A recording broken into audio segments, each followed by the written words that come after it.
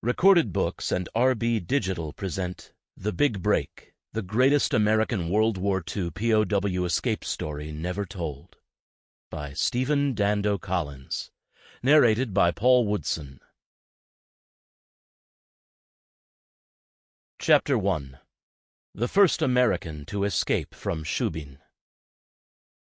Skinny, gaunt, 25-year-old William Bill Ashe from Dallas, Texas, strolled up to the wooden shed that housed the prisoner-of-war camp's communal latrine block. The abort, the Germans called it. A fellow POW lounging against the wall by the door gave Ashe a nod. This guy was a stooge standing lookout, and the nod indicated the all-clear. With that knowledge, Ashe passed through the doorway into the abort building. It was Wednesday, March 3rd, 1943, a bleak winter's day, and this toilet block was the main ablutions facility in the Wehrmacht's Offizierslager 21B prisoner-of-war camp, built on the western outskirts of the town of Schubin, Poland, or Altburgund, as the Nazis had renamed it in 1941. South of the German Baltic city of Danzig, Polish Gdansk, and west of the Polish capital of Warsaw, Warszawa, Schubin lay near the Vistula River bend in the pre-war Polish corridor. Here, the Second World War's largest Anglo-American POW escape to date would soon go forward. Inside the latrine building, 2 rows of 18 boxed-in toilet seats extended down each wall, side by side. The ancient Romans had devised this form of communal lavatory. Just as human plumbing had remained unchanged, nothing much had changed in latrine design in 2,000 years. A relatively comfortable seat, Mother Nature, gravity, and a basic sewage removal system, that's all it took. Every day from first light, a long line of prisoners snaked away from the abort entrance, with POWs awaiting their turn to use the toilets. Later in the morning, as now, the abort was almost empty. Just 2 toilets at the far end were occupied, as Ashe walked toward them. Both occupants were Kriegies, as POWs called themselves, from Kriegsgefangene, German for prisoner of war. And both Kriegies were expecting Ashe, or Tex, as he was known among the British. The 2 men rose up.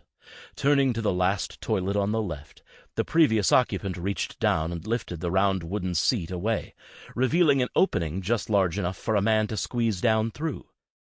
As the trio looked down into the bowels of the latrine, the revolting stink of human waste wafted up from below, hitting them in the face and filling their nostrils. It was enough to make the eyes water, the head spin, and the stomach heave. After 3 months of working in this gross environment, Bill Ashe was still not immune to the smell. Nonetheless, in wartime, a desperate man will do things he would never even contemplate in peacetime. There was only one plus. This same revolting stink was enough to repel their German guards and disguise one of history's most disgustingly brilliant escape schemes. With his hands on the wooden surround, Ashe lifted his legs from the ground and eased them down into the hole. Letting go, he slid down through and dropped into a large underground sump, splashing into a concrete channel that carried urine and feces to an exit hole in the brick wall. Via that hole, the excrement fell into a massive sewage pit beside the sump. With a grunt, another member of the POWs dropped down to join Ashe. Above, the 3rd man replaced the toilet seat.